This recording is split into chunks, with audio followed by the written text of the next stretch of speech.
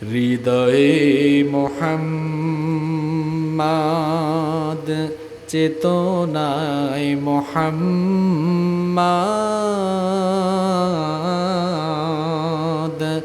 জীবনে মোহাম্মদ, মরণে মোহাম্মদ। হৃদয়ে মোহাম্মদ, স্মৃতিতে তায়েফ আমার, স্মরণে মোহাম্মদ। বেদনায় উহুদ আমার, প্রেরণায় মোহাম্মদ। হৃদয়ে মোহাম্মদ, কত ব্যথা কত ভাবে সয়েছ যে তুমি, তোমারি খুনে লাল তায়েফের ভূমি। কত ব্যথা কত ভাবে সয়েছ যে তুমি, তোমারি খুনে লাল তায়েফের ভূমি। ফেরেশতা এসে চায় শাস্তির হুকুম, লৌহ মাখা মুহাম্মদ, প্রাণেতে হাসরাত। হে আল্লাহ দয়া করো এ তায়েফবাসী, এরা চিনেনি যে আমি যে মোহাম্মদ। হৃদয়ে মোহাম্মদ,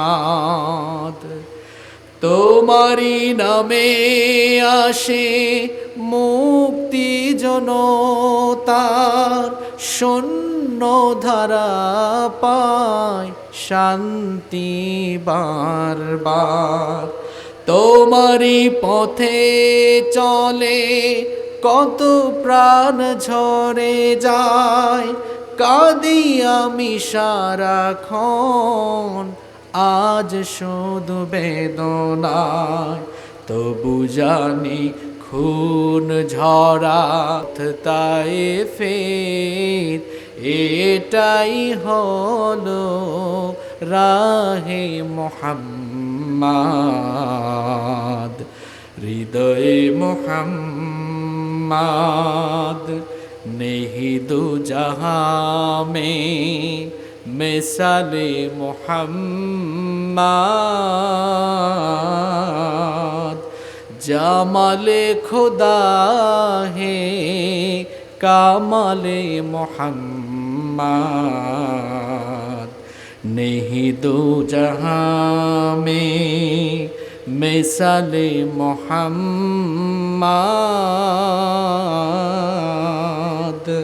জামালে খুদা হে কামালে মোহাম্মদ। হৃদয়ে মোহাম্মদ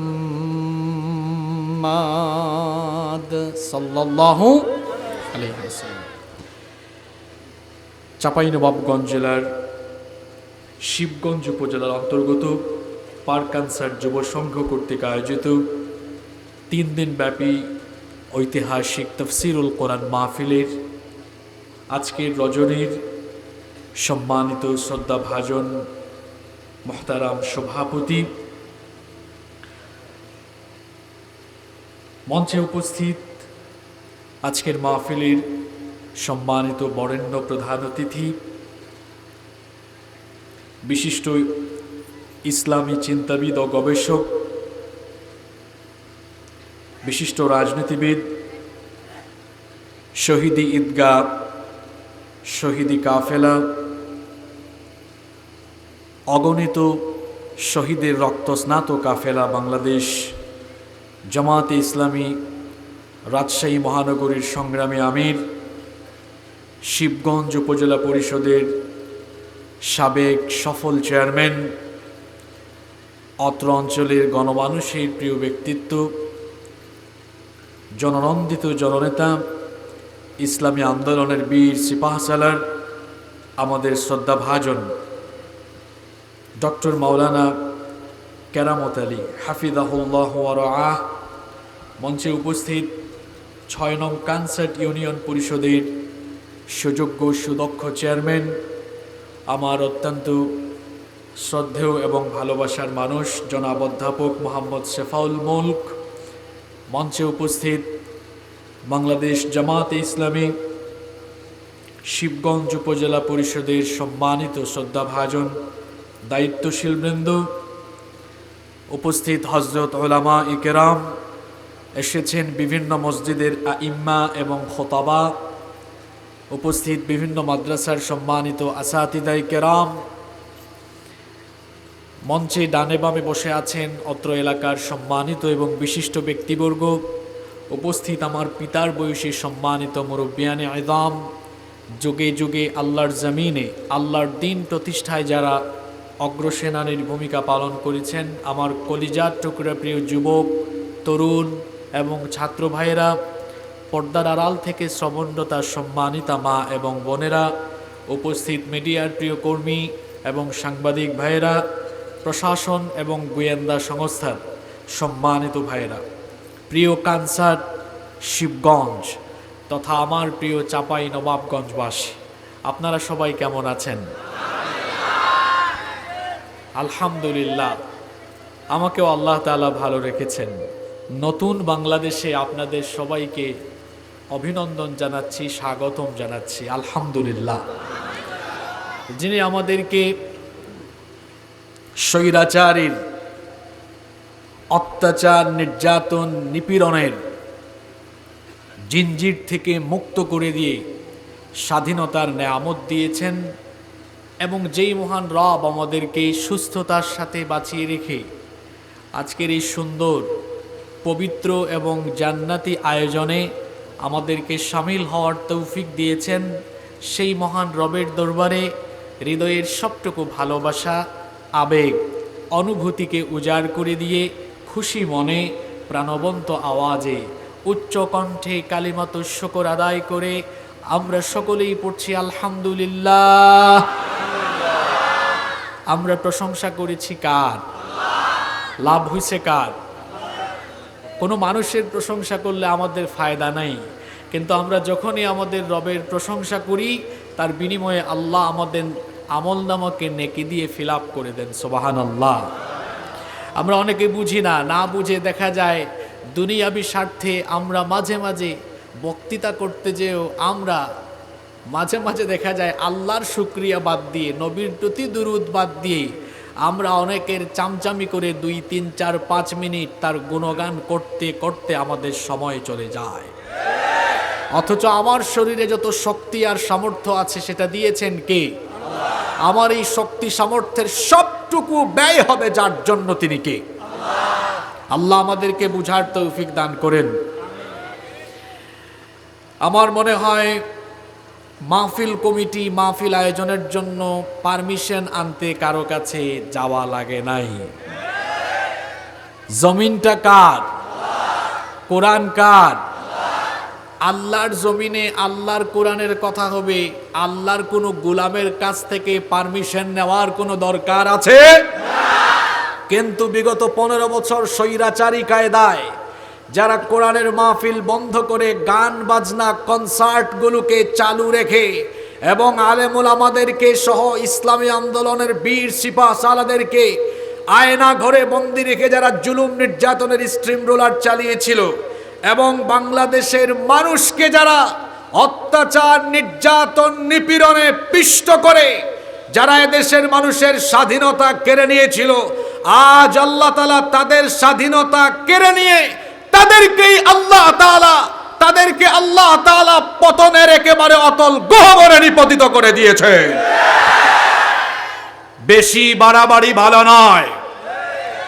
আলেম ওলামাদের সাথে বেয়াদবির পরিণতি, কোরআনের সাথে, কোরআনের আন্দোলনের সাথে বেয়াদবির পরিণতি কখনো অতীতে ভালো হয়নি, এখনো ভালো হবে না, অদূর ভবিষ্যতেও কশ্চিনকালে ভালো হবে না। কত বেয়াদবি করেছেন আপনারা অসংখ্য আলেমদের চোখের পানি ঝরিয়েছেন, আপনারা নির্যাতন করেছেন, আপনারা নির্যাতন করেছেন শাইখুল ইসলাম মরহুম আল্লামা শফি আহমদ শফি রাহিমাহুল্লাহ। আপনাদের দ্বারা নির্যাতনের শিকার হয়েছেন মরহুম জুনাইদ বাবুনগরী রাহিমাহুল্লাহ। আপনাদের স্বৈরাচারী নির্যাতনে নিপীড়নে পিষ্ট হয়ে বিদায় নিয়েছেন বাংলাদেশ সহ গোটা পৃথিবীর বাংলা ভাষাভাষী মুসলমানদের হৃদয়ের স্পন্দন, বিশ্ব ইসলামী আন্দোলনের অন্যতম পুরোধা, কোরআনের পাখি শহীদ আল্লামা দেলাওয়ার হুসাইন সাঈদ রাহিমাহুল্লাহ, তাকে আপনারা অন্যায়ভাবে হত্যা করেছেন। সেই শাস্তি হিসাবে আল্লাহ তাআলা আপনাদের উপরে এমন গজব ঢেলে দিয়েছেন, তিনি যা বলেছিলেন তার ভবিষ্যৎবাণীর বাস্তবায়ন হয়েছে। আসলেই তাই, পালাবার জন্য আপনারা ইঁদুরের একটা গর্ত খুঁজে পান না। এই শাস্তি এসেছে কার তরফ থেকে? এখান থেকে শিক্ষা নিতে হবে, বর্তমান এবং ভবিষ্যৎ সকলের জন্য এটা শিক্ষণীয় হয়ে থাকবে। কোরআনের সাথে, কোরআনের আন্দোলনের সাথে এবং আলেম উলামাদের সাথে বেয়াদবির পরিণতি কোনোদিনও ভালো হবে না। আল্লাহ আমাদেরকে বুঝার তৌফিক দান করুন। জিবরিল নবীজির কাছে আসা কয়েকদিন ধরে বন্ধ। নবীজির মন ভালো না খারাপ? কতদিন এই অবস্থা চলছিল? তাফসিরে রাজির ভেতরে এসেছে, আল্লামা ইমাম ফখরুদ্দিন রাজি রাহিমাহুল্লাহ তিনি হাদিসের উদ্ধৃতি তার তাফসিরে এনেছেন। তিনি বলছেন ওহী নাজিল বন্ধের এই সময়টুকু ছিল, কেউ কেউ বলেছেন, যেমন ইবনু জুরাইজ রাহিমাহুল্লাহ বলেছেন 12 দিন, কেউ কেউ বলেছেন 15 দিন, কেউ বলেছেন 20 দিন, কেউ বলেছেন 25 দিন, কেউ বলেছেন 35 দিন, কেউ বলেছেন 40 বা 45 দিন। এই সময়টুকু নবীজির কাছে জিবরিল আসা চালু ছিল না বন্ধ ছিল? নবীজির কাছে ওহী নাজিল হয় না। আল্লাহর নবীর কাছে কয়েকদিন ওহী নাজিল বন্ধ ছিল। আবতা জিবরিল আলা রাসূলিল্লাহি, আমরা সবাই মহব্বতে পড়ি সাল্লাল্লাহু আলাইহি ওয়াসাল্লাম। হাদিস শরীফের মধ্যে এসেছে রাসূল করিম সাল্লাল্লাহু আলাইহি ওয়াসাল্লামের কাছে কয়েকদিন ওহী নাজিল বন্ধ ছিল, জিবরিল আসা বন্ধ ছিল। আল্লাহর নবীর কাছে যখনই কোরআন নাজিল হতো সঙ্গে সঙ্গে তিনি সেই আয়াত বা সূরা জনগণের সামনে, মানুষের সামনে তেলাওয়াত করে শোনায়া দিতেন। কিছুদিন ধরে ওহী নাজিল হয় না, আল্লাহর নবী জনগণের সামনে নতুন কোন সূরা বা আয়াত তেলাওয়াত করে শোনান না। এই রকম পরিস্থিতিতে কাফির মুশরিকরা কি বলল? হাদিসে এসেছে ফাকাল আল মুশরিকুন, মুশরিকরা তখন বলল কদ উদ্দিআ মুহাম্মদ, মুহাম্মদ, তারা বলল মুহাম্মদ, আমরা বলি সাল্লাল্লাহু আলাইহি ওয়াসাল্লাম। তারা বলল মুহাম্মদকে মনে হয় তার রব পরিত্যাগ করেছেন, মনে হয় তার রব তার উপরে নারাজ হয়ে গিয়েছেন, সম্ভবত তার রব তার উপরে বেজার হয়ে গিয়েছেন, অখুশি হয়ে গিয়েছেন, অসন্তুষ্ট হয়ে গিয়েছেন, এই জন্য তার উপরে আর নতুন কোনো ওহী নাজিল হয় না। অন্য হাদিসে এসেছে, বুখারী এবং মুসলিমের বর্ণনা, ইশতাকা রাসূলুল্লাহি, সবাই আমার সঙ্গে পড়েন সাল্লাল্লাহু আলাইহি ওয়াসাল্লাম। আল্লাহর রাসূল কয়েকদিন অসুস্থ থাকার কারণে ফালাম ইয়াকুম লাইলাতাইনি আও সালাসান, 2 রাত অথবা 3 রাত আমার নবী তাহাজ্জুদ পড়তে পারলেন না। আমরা অনেকেই আছি রাতের বেলা 2টা 3টা পর্যন্ত ফেসবুক চালাই, আবার অনেকে আমরা আছি একেবারে ফজর পর্যন্ত ঘুমাই। আর আমার নবী রাতের বেলা না ঘুমায়া দাঁড়ায়া দাঁড়ায়া এমন এত দীর্ঘ সময় তাহাজ্জুদ পড়তেন, দাঁড়াতে দাঁড়াতে আমার নবীর পা মোবারক ফুলে যেত। আল্লাহু আকবার। তাহাজ্জুদের আমল হলো নিজের আমলকে উন্নত পর্যায়ে নিয়ে যাওয়ার জন্য, আধ্যাত্মিকতা লাভের জন্য, আল্লাহর কাছাকাছি যাওয়ার জন্য। বিশেষ করে আমার ইসলামী আন্দোলনের কর্মী ভাইদেরকে বলবো, নিজেকে আল্লাহর নৈকট্যশীল বান্দা হিসাবে পরিগণিত করার জন্য দিনের বেলা হবে দাওয়াতি ময়দানে বিচরণ, আর রাতের বেলা হবে তাহাজ্জুদের নামাজে আল্লাহর সঙ্গে কথোপকথন। তাহাজ্জুদের নামাজ ছাড়া আল্লাহর কাছাকাছি যাওয়া যায় না। তাহাজ্জুদের নামাজ হলো ফরজ নামাজের পরে আল্লাহর কাছে সবচাইতে পছন্দের নামাজ। আমরা যারা দাওয়াতি ময়দানে কাজ করি 5 ওয়াক্ত নামাজের সাথে তাহাজ্জুদের আমল আমাদের সঙ্গে থাকার দরকার আছে না নাই? যখনই দায়িত্বশীলগণ সভ্যেদারির কথা বলবেন, কোন ধরনের অজুহাত দেওয়া চলবে না। গত কয়েক বছর তো সভ্যেদারির অভাবে অনেকের আখলাকের ভেতরে ডিস্টার্ব ঢুকে গিয়েছে। এখন এই সুসময়টাকে ভালোভাবে কাজে লাগানোর দরকার আছে না নাই? যেন দায়িত্বশীলদেরকে অনুরোধ করব, প্রত্যেক মাসে 7-8 বার সভ্যেদারি দিবেন, যাতে গত কয়েক বছরের কাজা কাফারা একসাথে আদায় হয়ে যায় ইনশাআল্লাহ। আমার নবী 2 রাত বা 3 রাত তাহাজ্জুদের নামাজে উঠতে পারেন নাই, কারণ তিনি সুস্থ ছিলেন না অসুস্থ ছিলেন। এমন সময় হাদিসে এসেছে ফাজাআত ইমরাআতুন, একজন মহিলা আসলেন। অন্য হাদিসে এসেছে সেই মহিলা ছিল আবু লাহাবের স্ত্রী উম্মু জামিল। সে এসে বলল, ইন্নী লা আরজু আন ইয়াকুনা শাইতানুকা কাদ তারাকাকা। কি ব্যাপার? সে বলল, মুহাম্মদ, আমরা বলি সাল্লাল্লাহু আলাইহি ওয়াসাল্লাম, তুমি তো দেখি রাতের বেলা তাহাজ্জুদের জন্য কয়েকদিন ওঠো না, আবার তুমি দেখি নতুন কোনো আয়াত শোনাও না। সম্ভবত যে শয়তান তোমাকে এগুলা শিখায়া দিত, সেই শয়তান তোমাকে পরিত্যাগ করেছে, নাউজুবিল্লাহ। অর্থাৎ আবু লাহাবের স্ত্রী সে নবীজিকে বলতো, তোমার কাছে আল্লাহর কোনো ফেরেশতা আসে না, আসে শয়তান, নাউজুবিল্লাহ। এই রকম করে আমার নবীজিকে নিয়ে যখন ঠাট্টা চলছে, উপহাস চলছে, মক্কার কাফিররা নবীজিকে নিয়ে উপহাস করে, সম্ভবত তার রব তাকে পরিত্যাগ করেছেন, তার রব তার উপরে নারাজ হয়ে গিয়েছেন। আমার নবী তখন হতাশ হয়ে পড়লেন। আমার নবী ভাবলেন, সম্ভবত আমার কোনো ভুল ত্রুটির কারণে আমার রব না জানি আমার উপরে বেজার হয়ে গেলেন কিনা, আমার রব আমার উপরে নাখোশ হয়ে গেলেন কিনা।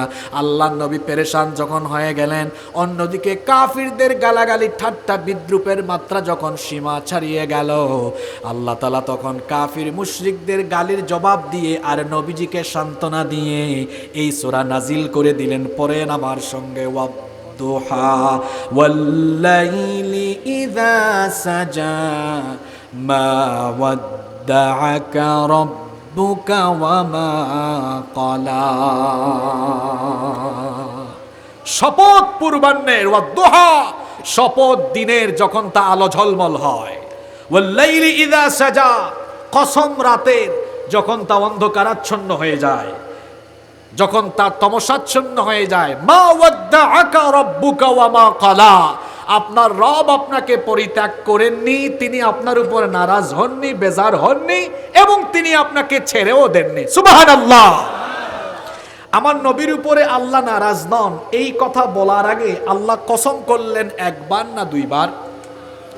রাজশাহীর মানুষকে আমরা মনে করি, রাজশাহী চাপাই নবাবগঞ্জ, এটা শিক্ষা দীক্ষার নগরী, এখানকার মানুষ সুশিক্ষিত।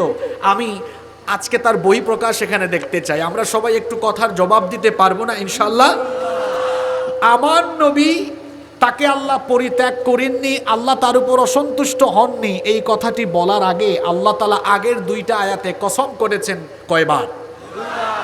আপনারাও মাঝে মাঝে কসম করেন কি করেন না? আমরা কসম করি, আল্লাহও কসম করেন। আমাদের কসম আর আল্লাহর কসম কি একরকম? আমরা কসম করি আমাদের চেয়ে বড় কোনো জিনিসের, কিন্তু আল্লাহ যখন কসম করেন, আল্লাহর চাইতে বড় কি কোনো জিনিস আর আছে?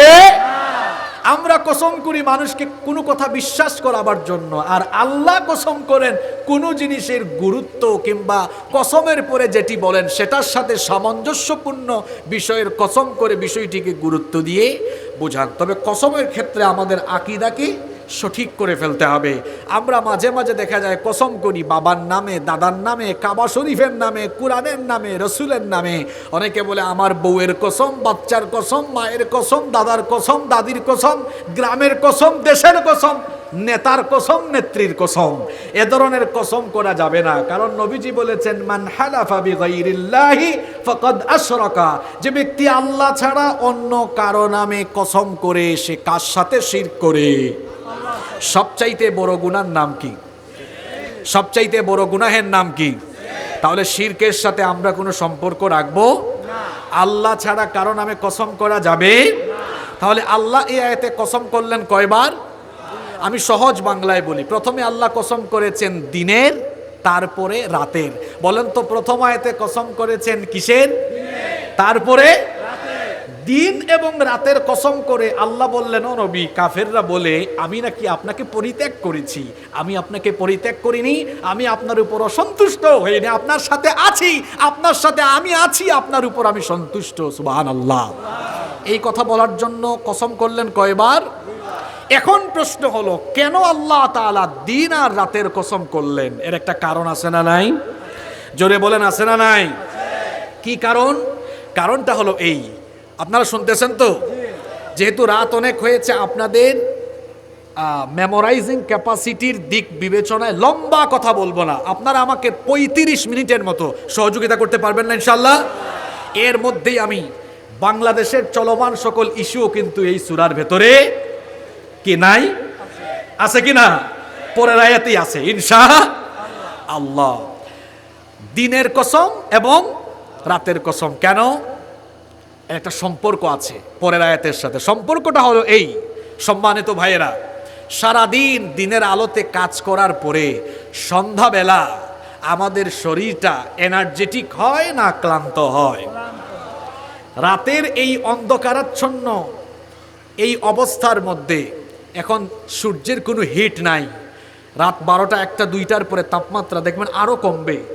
রাতের এই অন্ধকারাচ্ছন্ন অবস্থায় মানুষের বিশ্রামটা ভালো হয়, এজন্য আল্লাহ রাতকে তমসাচ্ছন্ন অন্ধকার করে দিয়েছেন, যাতে টেম্পারেচার কমে আর মানুষের বিশ্রাম নিতে সুবিধা হয়।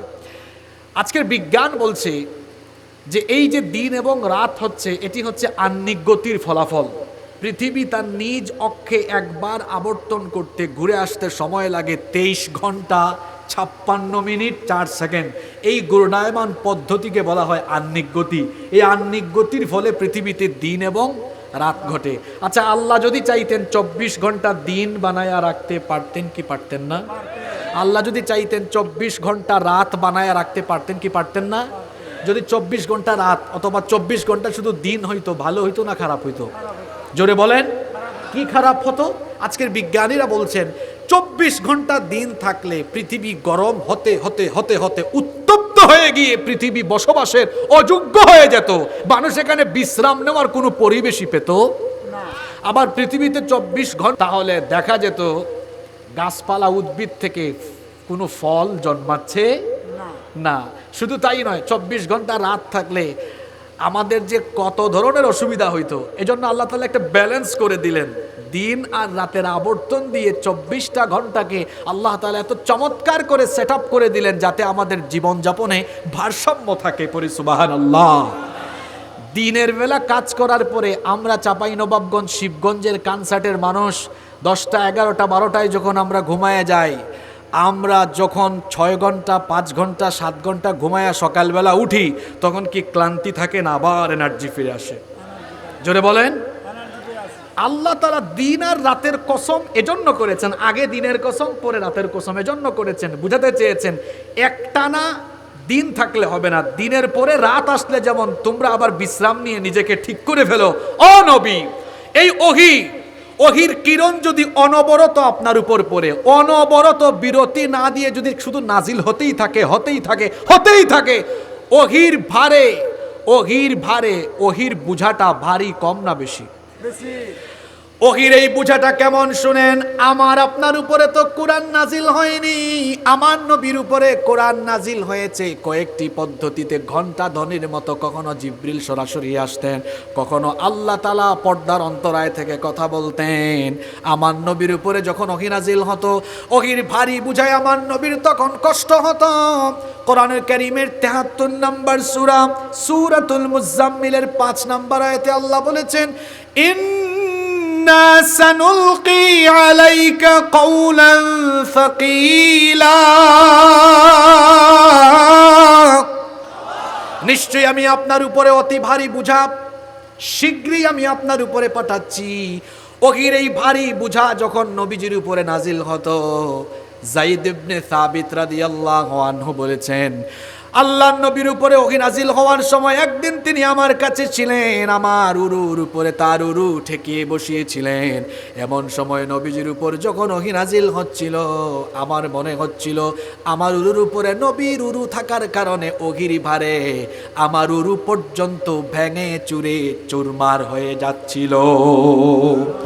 আমাদের মা উম্মুল মুমিনিন আয়েশা রাদিয়াল্লাহু আনহা তিনি বলেছেন, প্রচণ্ড শীতের রাতে যখন মানুষেরা শীতার্ত থাকে, শীতে যখন কাচুমুচু খায়, ওই শীতের রাতগুলোতে যখন আমার নবীর উপরে ওহী নাজিল হতো, ওহীর ভারে আমার নবীর শরীর ঘেমে কপাল থেকে তখন ঘাম বের হয়ে যেত।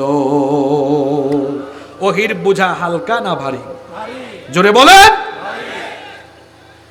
আম্মা জান আয়েশা রাদিয়াল্লাহু আনহা বলেছেন, আমার নবী উটের উপরে সওয়ার থাকা অবস্থায় যখন ওহী নাজিল হতো, উট তখন দাঁড়িয়ে থাকতে পারত না, তখন উট তার বুক মাটিতে ঠেকিয়ে দিত। আল্লাহু আকবার। ওহী নাজিল বন্ধ হতো না যতক্ষণ উট মাটি থেকে উঠতে পারত না ততক্ষণ। আল্লাহ তাআলা এখানে দিনের আর রাতের কসম এজন্য করলেন, দিন যদি 24টা ঘন্টা থাকতো আমরা বিশ্রাম নিতে পারতাম না। দিনের পরে আল্লাহ রাতের কসম করলেন, দিনের পরে রাত আসায় আমরা যেভাবে বিশ্রাম নিয়ে নিজেদেরকে এনার্জেটিক করে ফেলি, আল্লাহ যেন দিন রাতের কসম করে দুনিয়ার মানুষকে বোঝাতে চাইলেন, দিনের বেলা কর্মক্লান্ত হওয়ার পরে রাতের বেলা তোমরা বিশ্রামের পরে যেমন এনার্জেটিক হয়ে যাও, আমার নবীর উপরে প্রাথমিক অবস্থায় ওহী নাজিল করার পরে আমি সাময়িক বিরত এজন্য দিয়েছি যাতে তার স্নায়ুটা আরও বেশি ওহী ধারণের জন্য শক্তিশালী হয়ে যায়। সুবহানাল্লাহ। এটাকে তোমরা আমার নবীর সাথে সম্পর্ক ছিন্ন বা নারাজ হওয়ার কারণ মনে করো না। দিনের পরে যেমন বিশ্রামের জন্য রাত দরকার, তেমনি ওহী নাজিলের পরে আমার নবীকে দাওয়াতি ময়দানে তার স্নায়ুকে আরো শক্তিশালী করার জন্য বিশ্রামের দরকার ছিল। সেজন্য কিছুদিন ওহী নাজিল বন্ধ রেখেছি, কিন্তু আমার নবীকে আমি ছেড়ে দেই নাই। এজন্য আল্লাহ কোরআনের আয়াত নাজিল করে জানিয়ে দিলেন, পড়েন আমার সঙ্গে, ওয়াদ-দুহা ওয়াল লাইলি ইযা সাজা মা ওয়াদ্দাআকা রাব্বুকা ওয়া মা ক্বালা। কসম দিনের যখন তা আলো ঝলমল হয়, কসম রাতের যখন তা অন্ধকারাচ্ছন্ন হয়, আমার নবীকে আমি পরিত্যাগ করিনি, তার উপরে আমি বেজারও হইনি। সুবহানাল্লাহ পড়েন। চাঁপাইনবাবগঞ্জবাসী লক্ষ্য করেন আমাদের ইমানি দুর্বলতা আজ কোথায় গিয়ে ঠেকেছে।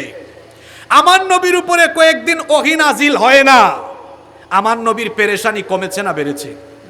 জোরে বলেন। আর আমি আপনি দিনের পর দিন কোরআন তেলাওয়াত করি না, ইসলামী আন্দোলনের কর্মীদের রিপোর্টে কোরআন তেলাওয়াত নাই, তার খারাপ লাগে না, পেরেশানি নাই, তার আফসোস লাগে না, তার খারাপ লাগে না, ফ্রাস্ট্রেশন বাড়ে না। আর আমার নবীর কাছে জিবরিল আসা বন্ধ হয়েছে কয়েকদিন, আমার নবী পেরেশান হয়ে গিয়েছেন। আল্লাহু আকবার। মুমিন তো এরকম হবে, মুহাম্মাদুর রাসূলুল্লাহ সাল্লাল্লাহু আলাইহি ওয়াসাল্লামের উম্মত তো এরকমই হবে, তার সম্পর্ক সর্বক্ষণ কোরআনের সাথে থাকবে। ঠিক কিনা বলেন?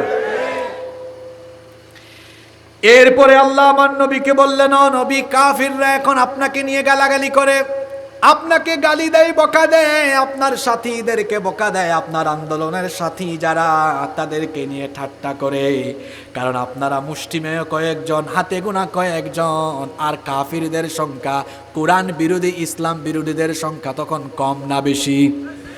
তখন মুসলমানদের উপরে নির্যাতন, গালিগালাজ, তাদের উপরে অত্যাচার কম না বেশি? সেই সময় আল্লাহ সূরা নাজিল করে আল্লাহর নবীকে পরে আয়াতে বলছেন, ও নবী, হতাশ হয়ে যায়েন না, এই সময়টা হচ্ছে আপনার জন্য দুর্দিন, কাফিরদের জন্য সুদিন, কিন্তু পরবর্তী দিন সুদিন হিসাবে ইসলামের জন্য, আপনার জন্য পরবর্তী দিনগুলোকে সুদিন যিনি করে দিবেন, জুড়ে বলেন তিনি কে? এজন্য আল্লাহ পরের আয়াতে বললেন, যারা পারেন আমার সঙ্গে পড়েন, ওয়ালাল আখিরাতু খায়রুল লাকা মিনাল উলা। পরবর্তী সময় পূর্ববর্তী সময়ের চাইতে আপনার জন্য উত্তম হবে। সুবহানাল্লাহ পড়েন। এখন যে সময় আপনি আছেন, ও নবী, আপনি তো দাওয়াত দিচ্ছেন, আপনার সাথীদেরকে তারা পাগল বলে, আপনাকে কবি বলে, গণক বলে, জাদুকর বলে। কোরআন নাজিলের যুগে যেমন কোরআনপন্থীদেরকে গালি দেওয়া হতো, আজকের যুগেও কোরআন বিরোধীরা কোরআনপন্থীদেরকে গালি দেয় কি দেয় না? গালি ঠিকই আছে, শুধু ভার্সনটা আপডেট হয়েছে। এখন ভার্সন হলো যারা কোরআনের কথা বলে ওরা, যারা চলে গিয়েছে তারা বলতো রাজাকার, তারা বলতো স্বাধীনতা বিরোধী। এমনকি যে আমার বয়স 29 বছর মাত্র, বাংলাদেশের বহু জায়গায় পোস্টারে নাম দেখলেই প্রশাসনের ভাইয়েরা বন্ধ করে দিত, আর কারণ হিসাবে বলতো এরা স্বাধীনতা বিরোধী। যার জন্ম স্বাধীনতার বহু বছর পরে তারাও নাকি স্বাধীনতা বিরোধী হয়। মূলত এই দেশে স্বাধীনতার চেতনা বিক্রি করে স্বাধীনতার চেতনার ট্যাবলেট গিলায়া খাওয়ায়া চায়া গিলায়া খাওয়ায়া তারা মূলত এদেশের সম্পদকে লুটপাট করে চুরি করে বিদেশে সম্পদের পাহাড় গড়েছে, দেশকে বিভক্ত করে রেখেছে। এক পক্ষকে বানিয়েছে স্বাধীনতার সপক্ষের, আরেক পক্ষকে বানিয়েছে স্বাধীনতার বিপক্ষে। আর আলেম ওলামা দেখলেই স্বাধীনতা বিরোধী রাজাকার বানিয়ে দিয়েছে। সত্যিকারের স্বাধীনতা বিরোধী তো তারা যারা দেশের স্বাধীনতা সার্বভৌমত্বের সর্বনাশ ঘটিয়ে প্রতিবেশী দেশের তাবেদারি করে প্রতিবেশী দেশের আগ্রাসন যারা দেশে কায়েম করতে চেয়েছে, তারাই বাংলাদেশের সত্যিকারের স্বাধীনতা বিরোধী। আমরা সত্য কথা বললেই আমাদেরকে বলতো আমরা নাকি পাকিস্তানি দূষর। আমরা গত 15 বছরে স্বৈরাচারী আমলে দেশ ছেড়ে আমরা বিদেশে কেউ পালায়া যায় নাই। এমনকি আমাদেরকে তারা বলতো আমরা পাকিস্তানি দূষর। আমরা কি কেউ পাকিস্তানে যাতায়াত করি? জোরে বলেন, পাকিস্তানে আমরা গিয়েছি? বরং আমাদেরকে যারা পাকিস্তানি রাজাকার বলে গালি দিত, দেখা গিয়েছে একটা সময়ে বিপদে পড়ে তারা নিজেরাই ভারতে গিয়ে ভারতীয় রাজাকার হয়ে এই ভূমিকা পালন করেছে। এজন্য আমি বলি, আমাদেরকে যারা বলে পাকিস্তানি রাজাকার তারা হলো ভারতীয় রাজাকার। তবে আমাদেরকে তারা যে কথা বলে সেটা সত্য নয়। আমরা দেশের স্বাধীনতা সার্বভৌমত্বের জন্য কোন দেশের তাবেদারি করি নাই, সামনেও করব না ইনশাআল্লাহ। আমরা কারো দালালি করি না, আমরা কারো পূজা করি না।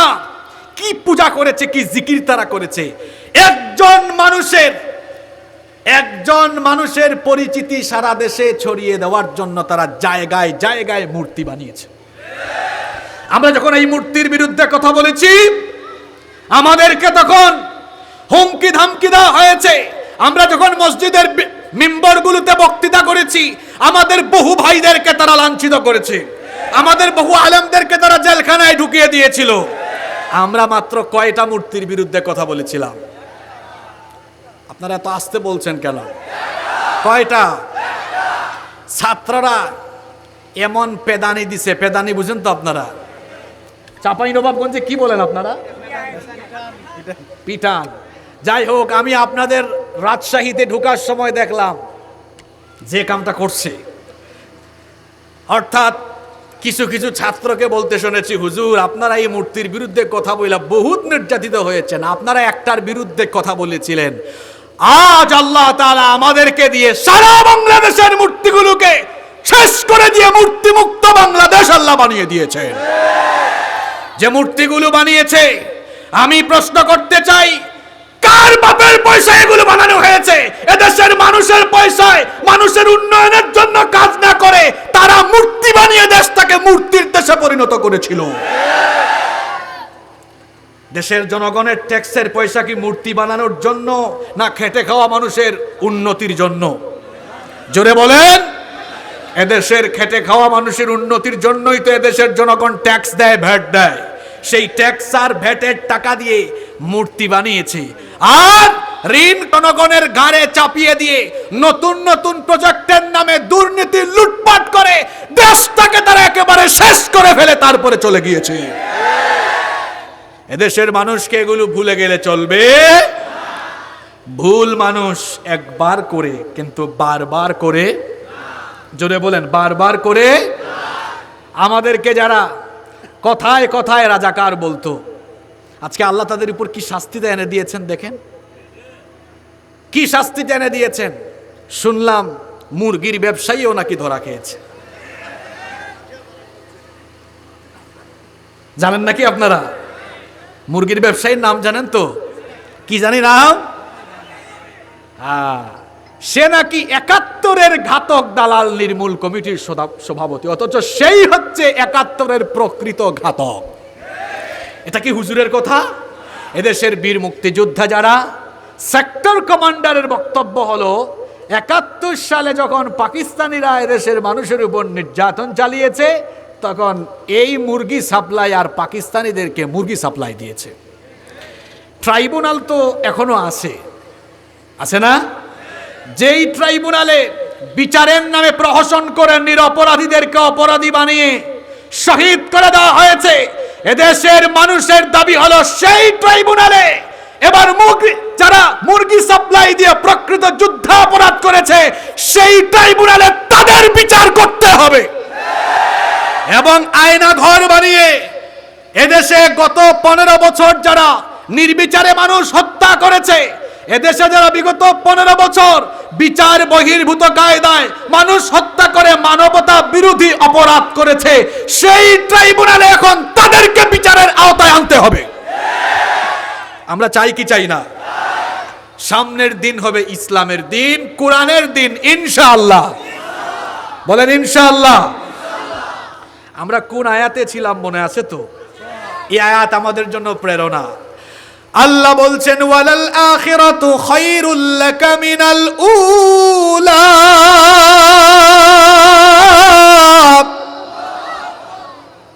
নবী, আপনার জন্য পূর্ববর্তী সময়ের চাইতে উত্তম।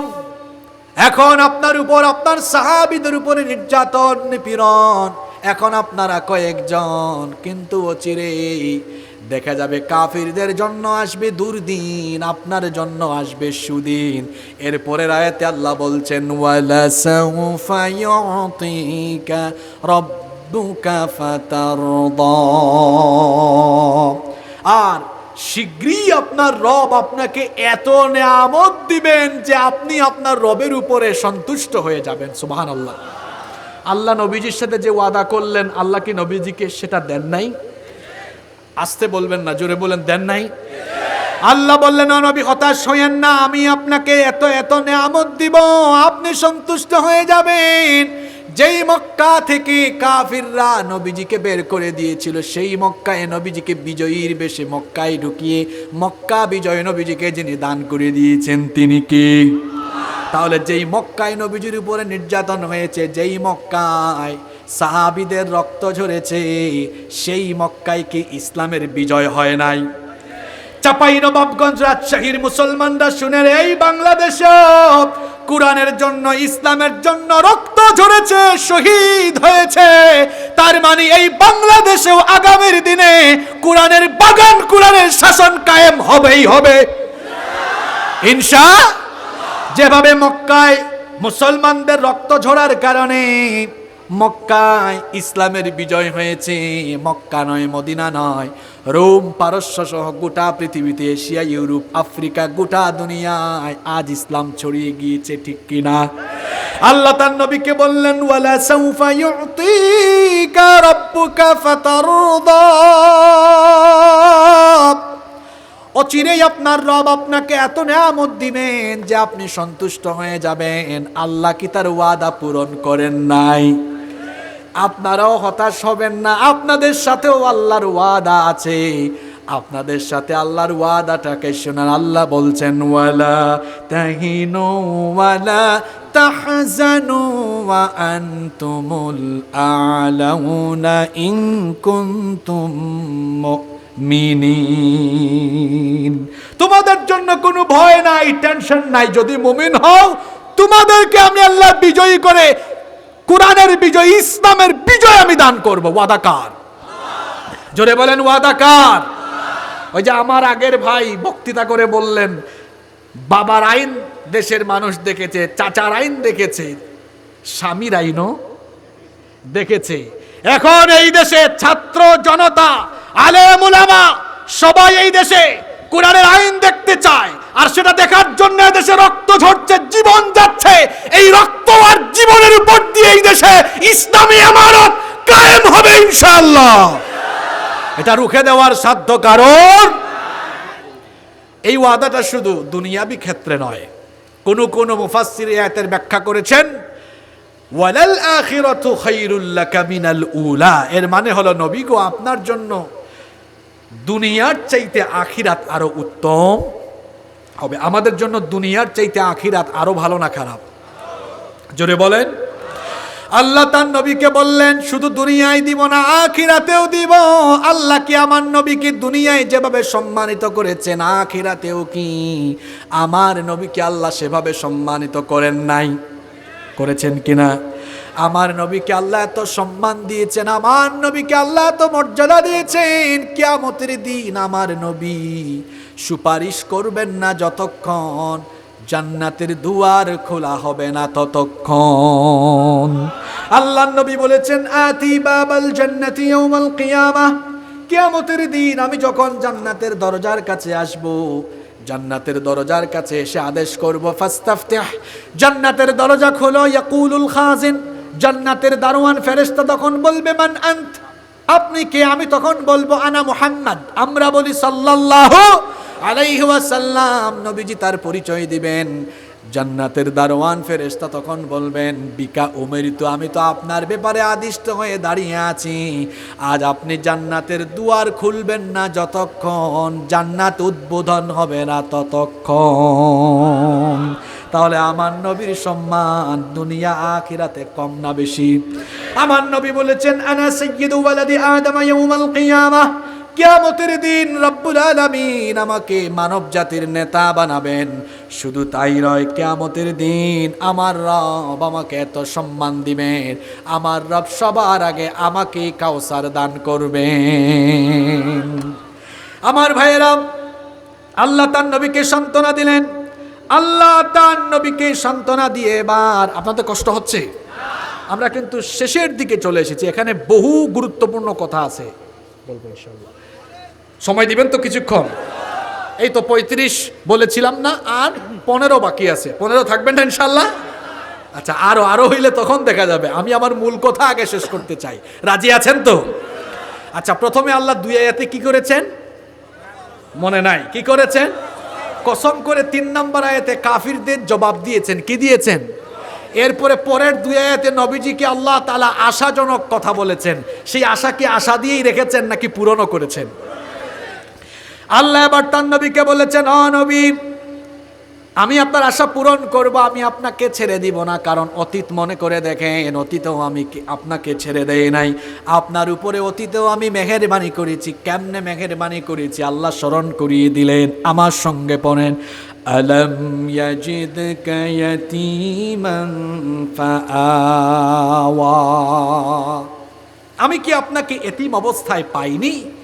আর এতিম অবস্থায় পেয়ে আমি কি আপনার আশ্রয়ের সব রকমের ব্যবস্থা করিনি? আল্লাহ করেছেন কিনা? আল্লাহ বলছেন নবী গো, আপনি তো এতিম ছিলেন, এমন এতিম আমার নবী দুনিয়াতে আসার আগেই তার বাবা হারিয়ে ফেলে তিনি পিতৃহারা এতিম হয়ে গেলেন। পিতৃহারা এতিম হয়ে তিনি যখন দুনিয়াতে আসলেন, দুনিয়াতে যখন তিনি চলে আসলেন, সেই যুগের আরবদের রীতি ছিল শহরের রোগবালাই থেকে বাচ্চাদেরকে রক্ষা করার জন্য, হেফাজতে রাখার জন্য শহরের পরিবারের লোকেরা নবজাতক সন্তানকে তারা বেদুইন অঞ্চলে মরুভূমিতে পাঠিয়ে দিতেন, যাতে করে সেখানে গিয়ে মরুভূমির রুক্ষ আবহাওয়ায় শক্তিশালী হয়ে সন্তান বেড়ে উঠতে পারে।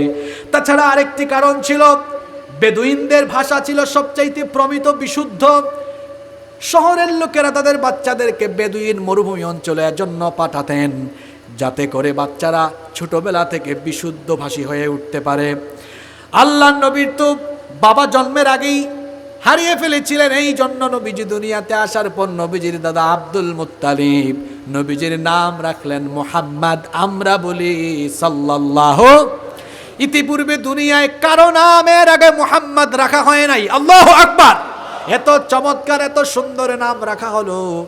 এরপরে আব্দুল মুত্তালিব ধাত্রী মহিলাদের সন্ধান করছিলেন যাতে করে বেদুইন মরুভূমি অঞ্চলে পাঠিয়ে দিতে পারেন। কিন্তু এতিম বাচ্চা দেখে পারিশ্রমিক কম পাবে, সেজন্য কোনো ধাত্রী মহিলা এতিম বাচ্চাটাকে দেখার জন্য ঘরেও ঢুকে না। নেওয়া তো দূরের কথা, বাচ্চাটাকে দেখার জন্য ঘরের ভেতরেও ঢুকে না।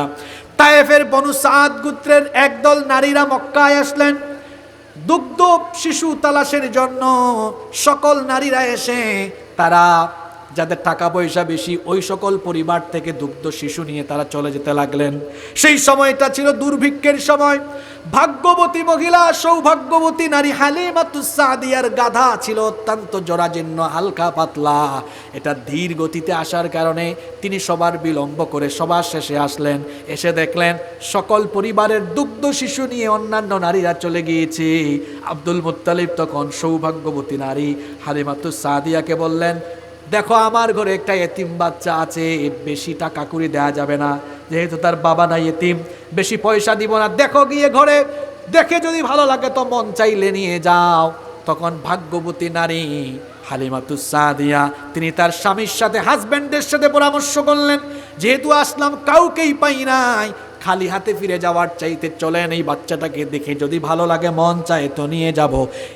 তার স্বামী যখন তাকে সম্মতি দিলেন, সৌভাগ্যবতী নারী হালিমাতুস সাদিয়া যখন মা আমিনার ঘরে ঢুকে শিশু মুহাম্মদুর রাসূলুল্লাহ সাল্লাল্লাহু আলাইহি ওয়াসাল্লামকে কোলে নিলেন, তখন নবীজির চেহারা মুবারক দেখে তিনি অভিভূত হয়ে গেলেন, কে দান করে দিয়েছেন।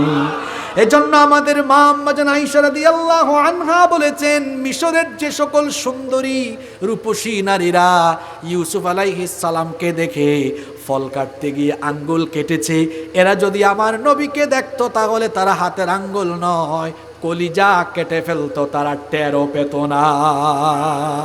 এজন্য আরবের একজন বিখ্যাত কবিতার কবিতায় বড় সুন্দর করে বলেছেন, وأحسن منك لم ترى قط عيني وأجمل منك لم تلد النساء خلقت مبرأ من كل عيب كأنك قد خلقت كما تشاء।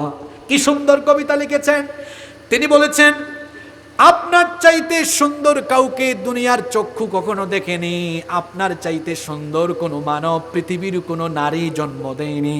কবি আরো বলেছেন, আপনাকে দেখলে মনে হয় সকল প্রকার মানবীয় ত্রুটি মুক্ত হয়ে আপনি জন্ম নিয়েছেন, যেন আল্লাহ আপনাকে সেভাবে বানিয়েছেন যেমনটা আপনি চেয়েছেন।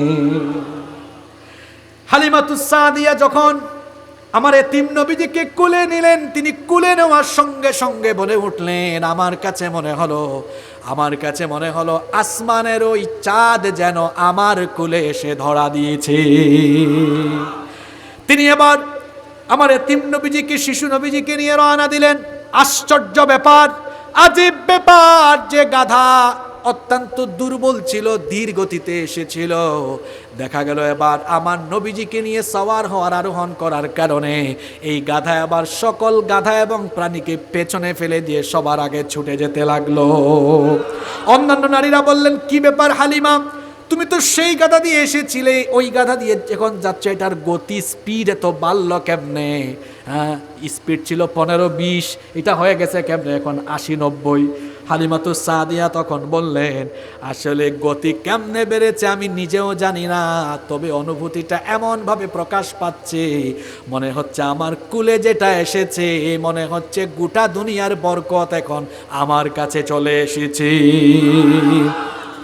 হালিমাতুস সাদিয়ার ঘরে নবীজি গেলেন, সেখানে থাকলেন, এরপরে আবার মায়ের কোলে ফিরে আসলেন। 6 বছর বয়সে মাকে হারিয়ে ফেললেন, 8 বছর বয়সে দাদাকেও হারিয়ে ফেললেন। তারপরে চাচা আবু তালিবের আশ্রয়ে তিনি বেড়ে উঠতে লাগলেন। আবু তালিব তাকে মক্কার যুগে কাফিরদের বিরোধিতা থেকে অনেকভাবে শেল্টার দিয়েছিলেন। আল্লাহ তার নবীকে বলছেন, নবী গো, জন্মের আগেই তো এতিম হয়ে জন্ম নিয়ে আসলেন, আমি আপনাকে পর্যায়ক্রমে আশ্রয়ের ব্যবস্থা করলাম। আল্লাহ স্মরণ করিয়ে দিলেন, পড়েন আমার সঙ্গে, আলাম ইয়াজিদকা ইয়াতীমান ফাআওয়া, আমি কি এতিম অবস্থায় পেয়ে আপনাকে আশ্রয়ের ব্যবস্থা করিনি? এরপরে আল্লাহ নিয়ামতের কথা স্মরণ করিয়ে দিচ্ছেন, ওয়া ওয়াজাদাকা দাল্লান ফাহাদা, আমি কি আপনাকে নিঃস্ব অসহায় পেয়ে আমি কি আপনাকে সমৃদ্ধি দান করিনি? ওগো আমার নবী, আপনি তো এমন অবস্থায় ছিলেন। এখানে দাল্লান শব্দের অর্থ গুমরাহ নয়, আমার নবী তো গুমরাহ ছিলেন না, নাউজুবিল্লাহ। এখানে দাল্লান শব্দের অর্থ হচ্ছে আল্লাহ তার নবীজিকে বলছেন, ও নবী, আমি আপনাকে ওয়াজাদাকা দাল্লান ফাহাদা, আমি আপনাকে পথ হারা পেয়েছিলাম, এরপরে আমি আপনাকে পথের দিশা আমি দিয়েছি। কারণ আপনি তো জাহিলি সমাজে দেখেছেন, গোটা জাহিলি সমাজ মূর্তির পূজা করে নিজেরা আইন বানিয়ে সেই আইনের নামে বেআইনি অনেক কিছু তারা সমাজের উপর চাপিয়ে দিয়ে নির্যাতন নিপীড়ন করে গোটা সমাজটাকে তারা ধ্বংস করে ফেলেছিল। আপনি ওই পথ হারা সমাজে সঠিক পথ কোনটা জানতেন না। আল্লাহ তাআলা কোরআনে কারীমের 42 নম্বর সূরা সূরাতুশ শুরা এর 52 নম্বর আয়াতে বলছেন, মা কুনতা تدري ما الكتاب ولا الإيمان ولكن جعلناه نورا نهدي به من نشاء من عبادنا وإنك لتهدي إلى صراط مستقيم। আল্লাহ বলছেন, মা কুনতা তাদরি মাল কিতাব ওয়ালাল ঈমান, আপনি জানতেন না কিতাব কি, জানতেন না ঈমান কি। আমি আপনাকে ঈমানের নেয়ামত দিলাম, ঈমান চিনালাম, আমি আপনাকে কিতাবও চিনালাম। এই কিতাব আল্লাহ তাআলা নবীজির কাছে নাজিল করেছেন। এই কিতাব নবীজির কাছে নাজিল করেছেন কি? এই কিতাব আমি চিনালাম, এই কিতাব দিয়ে দায়িত্ব দিলাম। আল্লাহ সূরা ইব্রাহিমের মধ্যে বলছেন, কিতাবুন أنزلناه إليك لتخرج الناس من الظلمات إلى النور। এই কিতাব আমি এজন্য নাজিল করেছি যাতে করে তমসাচ্ছন্ন নিকষ কালো অন্ধকারে পড়ে থাকা মানবতাকে আলোর পথে, হেদায়েতের পথে নিয়ে আসতে পারেন। সেজন্য এই কোরআন নবীজিকে যিনি দিয়েছেন তিনি কি? আল্লাহ সেই কথাই বলছেন, ওয়াজাদাকা দাল্লান ফাহাদা, পথ হারা ছিলেন আপনি, এই কোরআন দিয়ে পথের দিশা দিলাম। এরপরে আল্লাহ বলছেন, ওয়াজাদাকা আইলান ফাআগনা, আপনি অভাবে ছিলেন, আমি আপনাকে সমৃদ্ধি দান করেছি। আপনি আপনার পৈতৃক সম্পত্তি হিসাবে শুধুমাত্র একজন দাসী আর একটা উটনি পেয়েছিলেন। এরপরে আমি আপনাকে সমৃদ্ধি দান করলাম।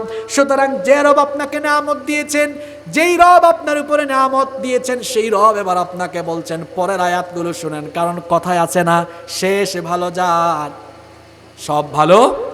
এই শেষের আয়াতগুলোতে আমাদের জন্য শিক্ষা আছে না নাই? এবার আল্লাহ বলছেন, ও নবী শুনেন, ফাআম্মাল ইয়াতীমা ফালা তাকহার ওয়া আম্মাস সাইলা ফালা তানহার। অতএব আপনি তো এতিম ছিলেন, সুতরাং এতিমদেরকে ধমক দিবেন না। আমাদেরকে আল্লাহ বললেন, খবরদার এতিমকে ধমক দিও না, এতিমের সাথে বাজে আচরণ করো না। আমার নবীও এতিম ছিলেন, যে ব্যক্তি এতিমকে কষ্ট দিবে সে যেন আমার নবীকেই কষ্ট দিল, কারণ আমার নবীও তো এতিম ছিলেন, কি ছিলেন না? সুতরাং এতিমের সাথে দুর্ব্যবহার করবেন না। সবাই আমার দিকে তাকান, খুব সুন্দর একটা হাদিস শোনাচ্ছি। আল্লাহর নবী বলেছেন, আনা ওয়া কাফিলুল ইয়াতীমি ফিল জান্নাতি হাকাযা ওয়া দাম্মাস সাব্বাবাতি ওয়াল ওয়ুসতা। এই দুইটা আঙ্গুল এভাবে একসাথে লাগিয়ে নবীজি বললেন, এতিমের দেখাশোনাকারী ব্যক্তি আর আমি কিয়ামতের দিন এইভাবে এক জান্নাতে কাছাকাছি থাকবো। তাহলে এতিমের সাথে খারাপ আচরণ করবেন না, ভালো আচরণ করবেন। এতিমের সাথে দুর্ব্যবহারকারী ব্যক্তির পরিচয় আল্লাহ সূরা মাউনে দিয়েছেন। আল্লাহ বলেছেন তারা পরকাল অবিশ্বাসী।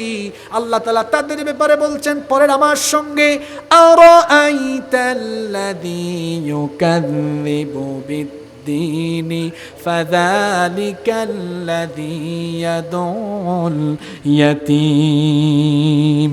পরকাল অবিশ্বাসীদের সম্পর্কে কি আপনি জানেন না? তাদেরকে কি দেখেননি? তাদের পরিচয় হলো ফাযালিকাল্লাযী ইয়াদউল ইয়াতীম। এরা সেই সকল ব্যক্তি যারা এতিমদেরকে গলা ধাক্কা দেয়, ঘাড় ধাক্কা দেয়, এতিমদের সাথে খারাপ আচরণ করে, এতিমের মাল লুটপাট করে খায়। এমন ডাকাত আমাদের সমাজে আছে না নাই? খবরদার, এতিমের সম্পদ অন্যায়ভাবে গ্রাস করা যাবে না, নিষেধ করেছেন কে? আল্লাহ বলেছেন ফাআম্মাল ইয়াতীমা ফালা তাকহার, খবরদার এতিমকে ধমক দিও না, ওয়া আম্মাস সাইলা ফালা তানহার, সাইলদেরকে তাড়িয়ে দিও না। এখানে সাইল শব্দের দুটো ব্যাখ্যা তাফসীরের মধ্যে এসেছে। এক নাম্বার ব্যাখ্যা হলো যারা অভাবী ও সহায়, সম্পদশালীদের সম্পদের ভেতরে সাইলদের হক রেখে দিয়েছেন কে? এজন্য আল্লাহ কোরআনে কারিমে বলেছেন ওয়া ফি আমওয়ালিহিম হাক্কুল লিস-সাইলি ওয়াল মাহরুম, তাদের সম্পদের ভেতরে সাইলদের হক রেখে দিয়েছেন কে? সুতরাং সাইল আসলে আপনি তাড়িয়ে দিবেন না, সামর্থ্য অনুযায়ী দিবেন, যদি না পারেন তাহলে তার সাথে অন্তত ভালো আচরণ করবেন। মনে রাখবেন, একটা ঘটনা শোনাচ্ছি, এই ঘটনার মধ্যে আজকে অনেক ধরনের শিক্ষা আছে। ঘটনাটা বলতে আমার 3-4 মিনিট লাগবে, মনোযোগ আছে তো? সম্পদ আর ক্ষমতা হলো এমন, এর কোনো নিশ্চয়তা নাই, এটা এখন আছে তো পরে নাই, আজ আছে তো কাল। এজন্য মনে রাখবেন, সম্পদ দিয়ে আল্লাহ মানুষকে পরীক্ষা করেন। এজন্য আপনার কাছে সম্পদ থাকলে কেউ এসে চাইলে আপনি তাকে ফিরাইয়া দিবেন না, অভাবীদেরকে আপনি সহযোগিতা করবেন। যদি না করেন তাহলে পরিণতি কি হতে পারে? বনি ইসরাইলের 3 ব্যক্তির ঘটনা আপনাদেরকে শোনাচ্ছি। আল্লাহর নবী একবার সাহাবীদেরকে বললেন, বনি ইসরাইলের 3 জন ব্যক্তিকে আল্লাহ তাআলা নেয়ামত দিয়ে তারপরে পরীক্ষা করলেন। জুড়ে বলেন কয়জন ব্যক্তি? এই 3 ব্যক্তির পরিচয় হলো, একজন ছিল কুষ্ঠ রোগী, আমাদের দেশে এটাকে অনেকে বলে ধবল রোগ, আপনাদের এলাকায় আপনারা কি বলেন? জি, ওইটাই ধবল বা কুষ্ঠ রোগ। 2 নম্বর ব্যক্তি ছিলেন টাক মাথা, মাথায় কোনো চুল। 3 নম্বর ব্যক্তি ছিলেন অন্ধ, তিনি চোখে দেখেন না। এই 3 ব্যক্তিকে পরীক্ষা করার জন্য আল্লাহ 3 ব্যক্তির কাছে মানুষের সুরতে ফেরেশতা পাঠালেন। ফেরেশতা প্রথম ব্যক্তির কাছে আসলেন, প্রথম ব্যক্তির কাছে এসে বললেন, হে আল্লাহর বান্দা, তোমার কাছে সবচাইতে পছন্দের জিনিস কি? সে তখন বলল, আমি কুষ্ঠ রোগী, আমি ধবল রোগী, আমার কাছে পছন্দ হলো যদি আমার চেহারাটা সুন্দর হয়ে যেত, চামড়া ত্বক ভালো হয়ে যেত, তাহলে আমার কাছে ভালো লাগতো, কারণ এটার জন্য মানুষ আমাকে অনেক সময় আমার সাথে ভালো আচরণ করে না। ফেরেশতা তখন ওই ব্যক্তির গায়ে হাত বুলাইয়া দিলেন, আল্লাহ তার কুদরতি ব্যবস্থাপনায় ওই লোকটার কুষ্ঠরোগ ভালো করে দিলেন। সুবহানাল্লাহ পড়বেন না? তারপরে ফেরেশতা বললেন, তোমার সবচেয়ে পছন্দের মাল কি, পছন্দের সম্পদ কি? ওই ব্যক্তি তখন বললেন উটনি। তখন ওই ব্যক্তি বললেন উট। ফেরেশতা তখন তাকে 10 মাসের গর্ভবতী একটা উটনি দিলেন। ওই উটনি দিয়ে তাকে বললেন, এটা থেকে তোমার সম্পদে আল্লাহ বারাকা দান করুন। ফেরেশতা চলে গেলেন দ্বিতীয় ব্যক্তির কাছে। শুনতেছেন তো? 2 নম্বর ব্যক্তির মাথায় কি নাই? চুল নাই। তাকে গিয়ে বললেন, ওহে আল্লাহর বান্দা, আপনি কি চান? সে বলল, আমার মাথায় চুল নাই, মানুষ আমাকে টাকলা বলে ডাকে, যদি মাথায় চুল হতো আমাকে দেখতে আরো সুন্দর লাগতো।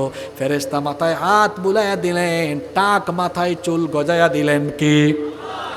এরপরে ফেরেশতা বললেন, তোমার কাছে পছন্দের মাল কি? সে বলল, পছন্দের মাল হলো গাভী। ফেরেশতা একটা গর্ভবতী গাভী দিলেন, দিয়ে বললেন, আল্লাহ এটা থেকে তোমার সম্পদে বরকত দান করুন। ফেরেশতা চলে গেলেন 3 নাম্বার ব্যক্তির কাছে। 3 নাম্বার ব্যক্তির চক্ষু অন্ধ। ফেরেশতা বললেন, আপনি কি চান? আচ্ছা, অন্ধ ব্যক্তি কি চক্ষু ছাড়া আর কিছু চাইতে পারে নাকি? তিনি সেটাই চাইলেন। ফেরেশতা অন্ধ ব্যক্তির চোখের উপরে হাত বুলাইয়া দিলেন, তার চোখের আলো ফিরাইয়া দিলেন কি? আরো জোরে বলেন কি? এবার ফেরেশতা বললেন, আপনার কাছে পছন্দের মাল কি? সে বলল ছাগল। ফেরেশতা এবার গর্ভবতী ছাগি দিলেন, দিয়ে বললেন, আপনার সম্পদে এটা থেকে আল্লাহ বরকত দান করুন। দেখেন, 3 জন ব্যক্তির দুঃসময় একটা দুরারোগ্য হালত দূর করে 3 জন ব্যক্তিকে আল্লাহ নেয়ামত দিয়েছেন কি দেন নাই? প্রথম জনকে দিয়েছেন উটনি, দ্বিতীয় জনকে গাভী, তৃতীয় জনকে ছাগি, দিয়ে বলছেন এটা থেকে বরকত হোক। কয়েক বছর পরে এত বরকত দেখা গেল, 3 জনের এই উটনি, গাভী আর ছাগি থেকে এক উপত্যকা সমান পশুর পাল হয়ে গেল। এবার আসেন মূল কথায়। এবার বহু বছর পরে আল্লাহ এদেরকে পরীক্ষা করার জন্য সেই ফেরেশতাকে আবার পাঠালেন মানুষের সুরত দিয়া। শুনতেছেন তো আপনারা? ওই ফেরেশতা বললেন, প্রথম জনের কাছে গিয়ে বললেন, ভাই আপনার এত উট আর উট, আমি মুসাফির, টাকা পয়সা হারিয়ে ফেলেছি, আমি আমার দেশে যাওয়ার জন্য সম্বল দরকার, পাথেয় দরকার, আপনার তো অনেক উট, একটা উট আমাকে দিয়ে দেন, আল্লাহ এত সম্পদ আপনাকে দিয়েছেন। লোকটা বলল, না, এগুলো আল্লাহ আমাকে দেন না, আমি পৈতৃকভাবে পেয়েছি। সরাসরি নাফরমানি করলো কার সাথে?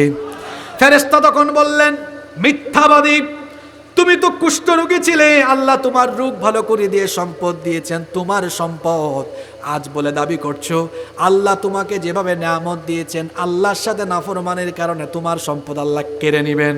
এবার ফেরেশতা দ্বিতীয় ব্যক্তির কাছে গেলেন। দ্বিতীয় ব্যক্তি ছিলেন টাকলা, কিন্তু এখন আর টাকলা নাই, আবার তার আছে গরু আর গরু। এখন ফেরেশতা গিয়ে বললেন, আমি তো মুসাফির মানুষ, আমার পাথেও নাই, সম্বল নাই, আমাকে একটা গাভী দেন, আল্লাহ তো অনেক সম্পদ দিয়েছেন। ওই ব্যক্তিও বললেন, এগুলো আমাকে আল্লাহ দেন নাই, এগুলো আমার পৈতৃক সম্পদ। ফেরেশতা বললেন, আল্লাহর সাথে নাফরমানির কারণে তোমার সম্পদ আল্লাহ কেড়ে নেবেন। এরপরে ফেরেশতা তৃতীয় জনের কাছে গেলেন, যিনি ছিলেন অন্ধ, তার চক্ষু ভালো করে দিয়েছিলেন কে? তার ছাগি থেকে এক উপত্যকা পরিমাণ ছাগলের পাল হয়ে গেল।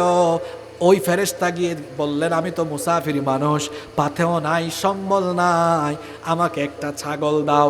ওই অন্ধ ব্যক্তি, যিনি অন্ধত্ব থেকে ভালো হয়েছেন, তিনি তখন বললেন, ভাইরে, এই যে বিশাল ছাগলের পাল দেখতেছো, এগুলো আমার না, কারণ মুমিন যে সেই ব্যক্তি মনে করে তার জানমালের আসল মালিক কে? ইন্নাল্লাহা আশতারা মিনাল মুমিনিনা আনফুসাহুম ওয়া আমওয়ালাহুম বিআন্না লাহুমুল জান্নাহ।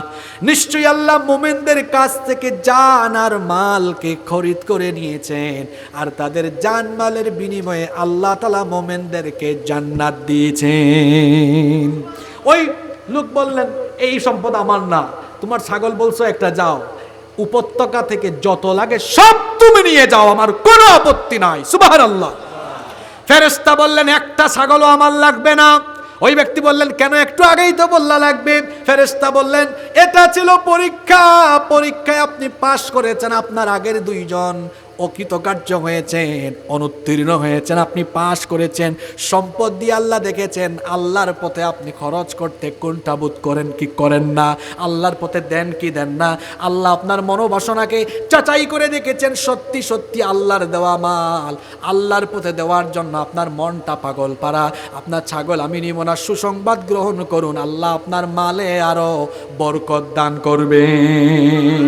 তাহলে বলেন তো, আল্লাহর পথে আল্লাহর দেওয়া মাল, আল্লাহর দেওয়া সম্পদ আল্লাহর পথে দিলে লাভ আছে না নাই? আরো জোরে বলেন, লাভ আছে না নাই? এখন বলেন তো, আমাদের পকেটের টাকা পয়সা, বাড়ির জায়গা জমি, সকল সম্পত্তি কার দেওয়া? আরো জোরে বলেন, কার? এই সম্পদগুলো প্রয়োজনের বাইরে ব্যয় করব কার নামে, কার জন্য? রাজি আছেন তো? দেখি, আমিও একটা পরীক্ষা, ফেরেশতা নিয়েছিলেন 3 জনের পরীক্ষা, আর আমি নেই আজকে সবার পরীক্ষা। কারা কারা রাজি আছে দেখি, একটু হাত তুলেন। দেখি যুবক ভাইরা একটু চাদর নিয়ে ঢুকেন তো, পরীক্ষার ফলাফল এখনই এখনই প্রকাশ করা হবে। হাত তোলেন দেখি, হাত তোলেন। এই যে চাচা, আমি আর মুরব্বি বললাম না, হাত ভালো করে তোলেন। সম্পদ কার? মাল কার? কার পথে দিব? এখানে এসেছি, এই কোরআনের পথ কার পথ? আমরা কোরআনের পথে খরচ করতে রাজি আছি তো? তো হাতটা নাড়াচাড়া মারেন তো। আমার আলোচনা কিন্তু শেষ হয় নাই। মহিলা প্যান্ডেলেও মা বোনরাও হয়তো হাতকে মোটামুটি এরকম করতেছেন। মহিলা প্যান্ডেলেও চাদর যাবে, এখানে একটু চাদর ঢুকায় দেন, এখানে একটু চাদর ঢুকায় দেন। আর সব ভাইয়েরা মন খুলে প্রাণ খুলে শামিল হন। অনেক গণ্যমান্য বিশিষ্ট ব্যক্তিবর্গ এসেছেন, তারাও মোনাজাতের আগে শামিল হবেন। আমাকে আয়াতটা শেষ করতে দেন। সিলেটি ভাষায় একটু আমরা এটা কিছু শোনাই। আমি সিলেটি মাতলে আপনি কোনটা বুঝবানি? বুঝতাম কোরআনে আছে, আল্লাহ তার নবীকে কথা বলছেন। ইসলামী আন্দোলনের কর্মী ভাইয়েরা শুনেন, ভাইয়েরা শুনেন, ফেসবুক মুজাহিদ, ফেসবুক মুফতি, আপনাদের জন্যই আয়াত। ওয়া আম্মা সাইলা ফালা। নেতৃবৃন্দ ঠিকই আছেন, সব পেজ নিচের দিকে। ফেসবুক খুললেই যা অবস্থা, তারা ফেসবুকেই দিন কায়েম করে ফেলে। ঊর্ধ্বতন দায়িত্বশীলের আনুগত্য নাই, আনুগত্যের বাহিরে গিয়ে সে তার নিজের মন মতো যা মন চায় তাই বলে। ফেসবুক যা মন চায় তা লেখার জায়গা নয়। ফেসবুক ব্যবহারেরও কিছু বিধিনিষেধ আছে না নাই? যদি বলেন আছে না নাই? ঐক্য নষ্ট হয়, ইসলামপন্থীদের সাথে সুসম্পর্ক ব্যাহত হয়। এমন কোনো লেখালেখি, এমন কোনো কমেন্ট, এমন কোনো ভিডিও আমরা কি ফেসবুকে আপলোড করব? আমরা কি এমন কোনো কমেন্ট করব? আল্লাহ তার নবীকে বলছেন, ও নবী, এমন সাইলও আসতে পারে যে জানতে চায়, তো সাইল যে আসবে মানে প্রশ্নকারী জানার জন্য যে আসবে, তার সাথে আচরণ কেমন করবেন? নরম ভাষায় দরদ দিয়ে দিনের দাওয়াত দিবেন। অনেকে আছে আমাদের আন্দোলন বা কোরআনের পথ, কোরআনের সমাজ বিনির্মাণের বিরোধিতা করে, যখন আমি কি তার উপর রাগ করব, মেজাজ দেখাবো? দাওয়াতের ভাষা হবে নরম এবং কোমল, কাউলাল লাইয়িনা, নরম ভাষায় দাওয়াত হবে, কৌশলের সাথে। আল্লাহ বলেছেন, উদু ইলা সাবিলি রাব্বিকা বিল হিকমাতি ওয়াল মাউইদাতিল হাসানাতি ওয়াজাদিলহুম বিল্লাতি হিয়া আহসান। এগুলাতে মানে লাগাই দিলে মাহফিল নষ্ট হয়ে যায়। আমি ভাবছিলাম আজকে মসজিদ মাদ্রাসার মাহফিল না, হয়তো এই জিনিসটা নাই। তা আমাকে নোটিশ দেওয়া হয়েছিল মাঝখানে, চেয়ারম্যান সাহেব, যদি মাঝখানেই করতাম তাহলে আমার পরিবেশ আরও আগেই নষ্ট হয়ে যেত। তা আমরাও চিন্তা করেছি নেক্সট ইয়ার থেকে আমরা কোনো এই দান মাহফিল দিব না, অর্গানাইজড ওয়েতে করবেন এবং রাত 9টা-10টার ভেতরে শেষ হবে, আমরাও বাঁচি। এভাবেই করা হোক। চেয়ারম্যান সাহেব সহ দায়িত্বশীল যারা আছেন তারা আমাদেরকে এক্ষেত্রে সহযোগিতা করবেন ইনশাআল্লাহ। বললেন ইনশাআল্লাহ। এরপরে আল্লাহ শেষ আয়াতে বলছেন, ওয়া আম্মা বিনিআমাতি রাব্বিকা ফাহাদ্দিস। আগের আয়াতে সবগুলো নিয়ামত কার?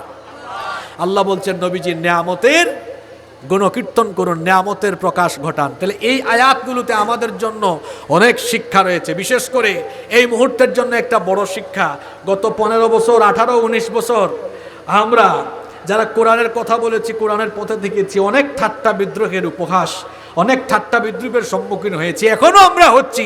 আল্লাহ সূরায় বলেছেন, ওয়ালাল আখিরাতু খায়রুল লাকা মিনাল উলা। এটার চাইতে পরবর্তী সময় ভালো না খারাপ? সুতরাং কেউ হতাশ হবেন না। আগামীর পৃথিবী, আগামীর বাংলাদেশ কোরআনের বাংলাদেশ হবে, আলেম উলামার বাংলাদেশ হবে ইনশাআল্লাহ। এজন্য আমরা সবাই কোরআনের সাথে, কোরআনের আন্দোলনের সাথে থাকবো। আল্লাহ আমাদের সবাইকে কবুল করে নেন।